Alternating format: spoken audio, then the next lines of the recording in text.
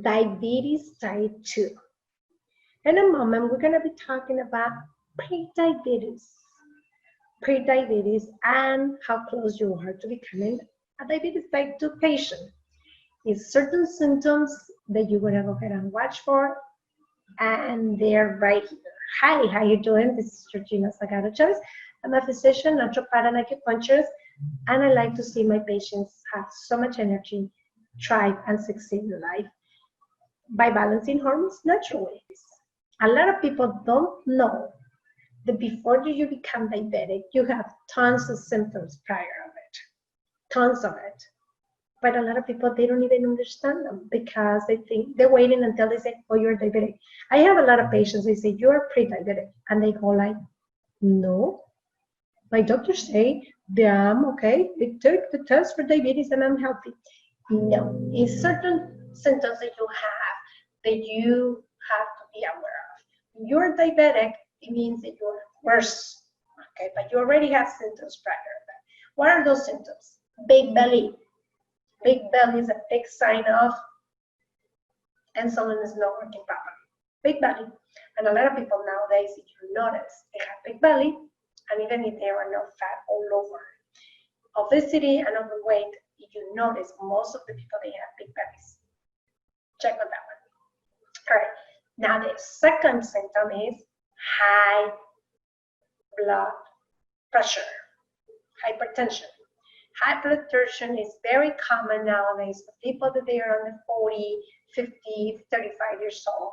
So they think it is normal, but it's not normal. When you have hypertension, it's something else wrong. It's a need of, in the knee is another problem, but you have to go ahead and look for it. So sometimes insulin is the one that causing the problems. The other one is high cholesterol. Cholesterol is one of those things that people, they have the most. I used to have high cholesterol and I'm very thin and I don't have it right now. But the thing is, it's not about cholesterol because you eat a lot of meat. It's because, but cholesterol is needed in the body too, okay? Remember, hormones are delivered in cholesterol. Cholesterol is needed for the hormone transportation. Just keep in mind that one. The high cholesterol, it is bad. It's two types of cholesterol. You know, the good and the bad cholesterol that we call it, LDL, HDL. That's something, another topic that we can talk about, that cholesterol. High triglycerides, fats. Oh, we don't supposed to eat fats. Well, actually, we do supposed to eat fats, but we don't supposed to eat bad fats. And it's certain things that we eat in every single day and put it in our mouth every single day. They're really bad for us. For instance, vegetable oil. I can't believe it's not butter. If you're gonna use this one, use butter instead, and it's much more better for you. Things that they are man-made. And there's a lot of things like the sprays, that who knows what it is in there. Those are really bad. But it's a lot of good fats, like avocado has tons of fats and they're great for you. Now the doctors, they say an avocado a day is it keep you doctor away instead of apple. We're gonna talk about that another day. But avocado, seeds like walnuts, pecans, all those, they have a lot of fat, like sesame. All the things that they are seeds, they have a lot of fat, but they're good. Like I say, I recommend my patients to eat butter, but the real one. No, I can't believe or whatever else is in there. The real thing is good for you. Actually help you with something that a lot of people don't talking about is the radiation. The radiation, it helps you out to protect you from radiation butter. The other one is already the mood changes. A lot of people don't know that when you are gonna be diabetic, prior of being diabetic, you already have mood changes, so you're already moody. And they have weight loss resistance.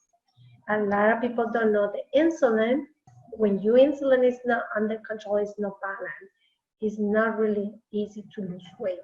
Also too, the thyroid is another one that they have trouble losing weight because of the thyroid is not under control.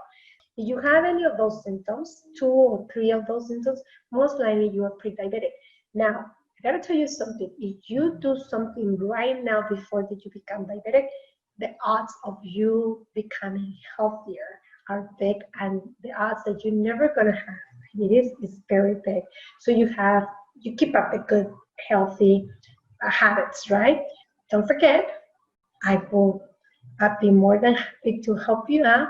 Don't forget to avoid all these problems before that you become diabetic. Diabetes is not an easy disease. It's not nice. It's awful disease, and you have to go ahead and be aware of.